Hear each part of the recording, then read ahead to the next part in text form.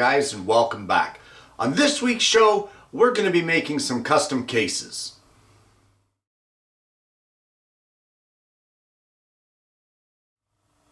Well, I'm in the need for some custom cases, and you may be wondering exactly what that means. Well, it could be for anything. It could be for a set of calipers. It could be for your favorite, I don't know, square. It could be anything. In this case, it's one of the easiest and the most simple cases to make because of the shape of it. I need a custom case for my harmonicas. And the problem is, of course, the cases that they come with are very loose fitting and these things get knocked around in there. And although that's what they're designed to do, and it probably won't hurt them, I don't like the way they knock around, so I'm going to make my own case for them. But the methods that I'm going to show you here today hold true for anything that you're making. So let's get right into it by starting with the layout of the case. So as I said, quite possibly the easiest cases to make, only because really there's nothing strange about the shape of a harmonica. You can have custom shapes, but this is really nothing special. The first thing that you need to do is measure the thickness of your object that you want to make the case for. And at its thickest point, this one here is 25/32 thick. Now that's going to translate into the thickness of the stock that you're going to use to make your case. So in this, or the center of your case, so for this Lee Oscar harmonica, the stock is going to be 13/16. And for my Suzuki, it looks like it's going to be the same. It's 25/32 thick at its thickest point, and that will translate into 13/16 material. So why don't we start with that, getting some wood out of the scrap bin that is 13/16 of an inch thick. Well, we've determined the thickness of our stock, and I know I haven't really given much explanation for now, but you're going to get it in just a minute here. So we've got the thickness of 13/16, and I have this old piece of walnut here. It's very misshapen. It doesn't have much of a use. It's considered scrap at this point. I should be able to get both cases out of this piece. But we have our thickness. Now we need our width, and the width is going to be the width of our harmonica at its widest point, and in this case it's 1 3/16, and that's for the Lee Oscar, and the Suzuki is a little smaller, so it's 1 11/64, but that's close enough to 3/16. But you want to leave a 1/16 of an inch on either side. So that'll be 1 5/16. So 1 5/16 is the width of our piece. The thickness is 13/16, and the length is going to be whatever this is here. Now we want to add a little extra material, so I'm going to add a 1/4 inch of material on either side. So I'm not sure what that ends up to be, but in this particular case, these harmonicas, this is 4 1/16. Looks like 4 1/8 on the Lee Oscar, and I'm going to say 4 1/8 as well on the Suzuki. So lo and behold, doesn't that make it interesting or easy for me that both cases are pretty much going to be identical? So 4 1/8 plus another 1/2 inch will be 4 5/8 will be the total length. So I'm going to take this piece of walnut over to the table saw, and I'm going to cut 2 pieces of stock that are going to be 1 3/16 inch wide. Oh, sorry, my apologies. 1 5/16 wide, by 13/16 thick by 4 5/8 long. Well, here we have our block of wood, and we know that we had added a 1/16 of an inch all the way around. So we're going to draw a 1/16 of an inch here, just like this, on both sides. Just like that. And we also know that we left a 1/4 of an inch extra on either end. So we're going to draw that as well.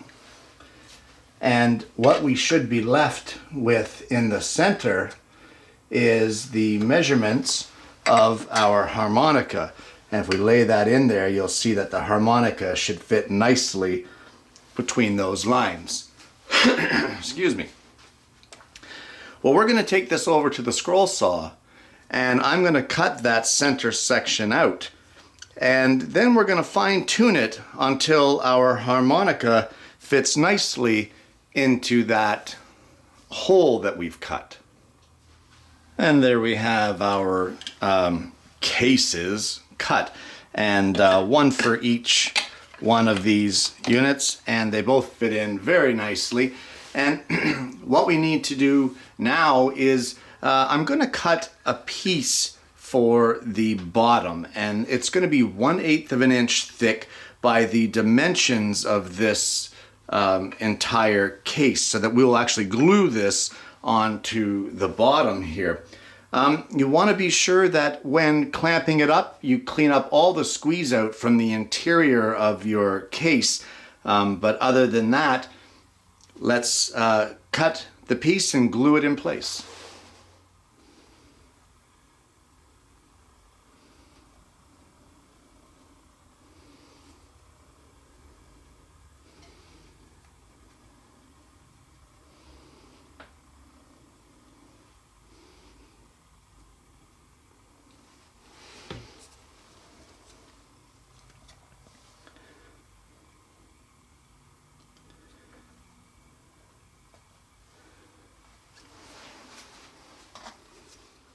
I'm going to clean up the squeeze out on this piece, but don't worry about this overhang on either end. That's all going to be cleaned up later on. So just let this piece dry up, and we'll come back to it later. Well, the bottoms of our cases are dried up, and all I'm going to do is, I've got a piece of sandpaper here mounted to a small piece of 3/4 MDF. I'm just going to lay it on its side, just like this. And we're going to sand it ever so slightly, just to make sure that that edge there where we glued up to our main case is nice and flat and that there's no ridges.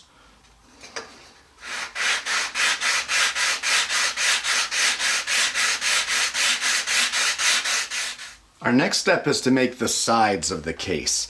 And that's going to require a small 1/16 of an inch dado.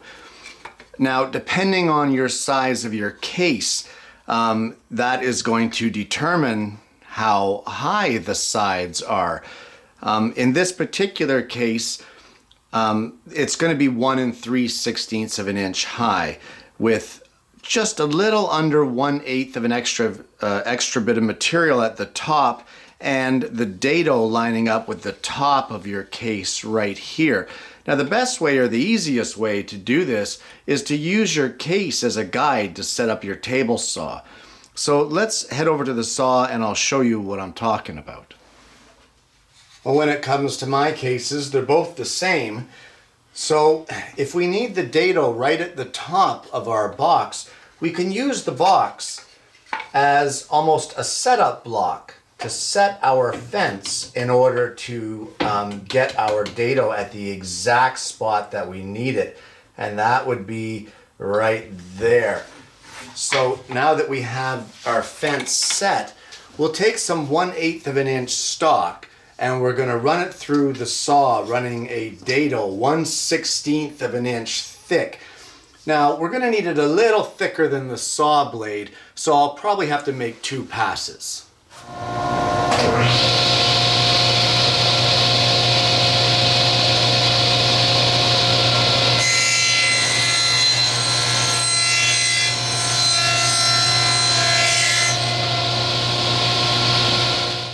And there's our pieces with the dado cut. And the dado ended up to be 1/8 of an inch.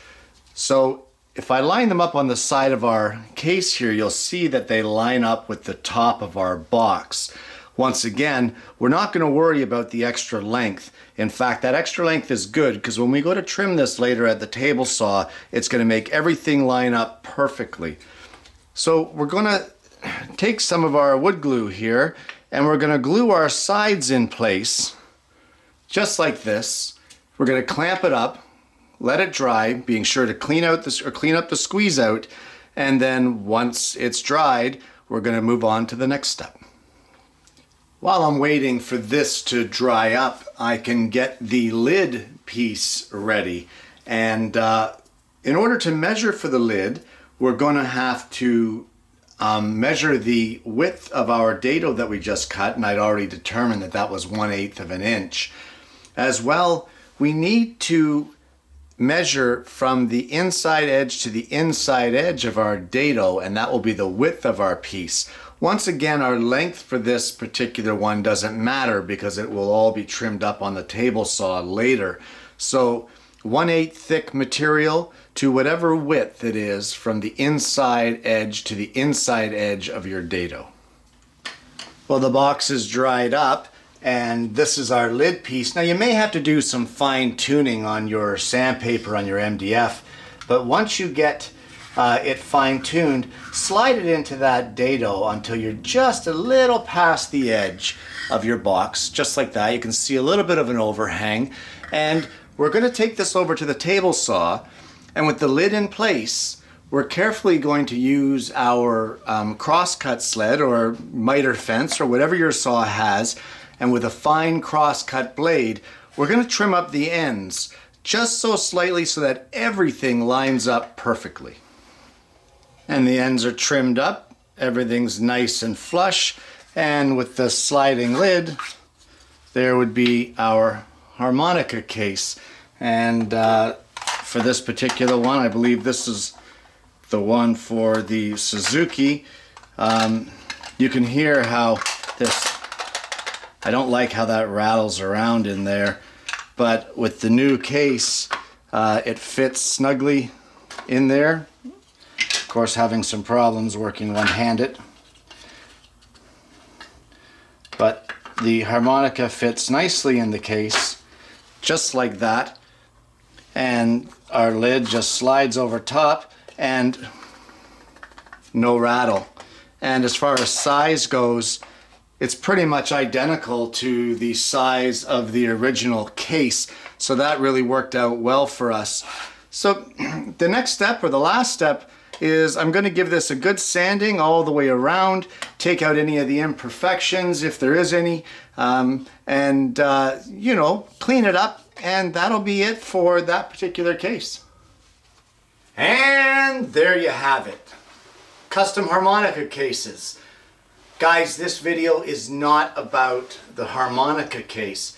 It is more about making a case for something that you'd like to either protect, or in case it came in a cheaper plastic case and you want it to make a nicer wooden one.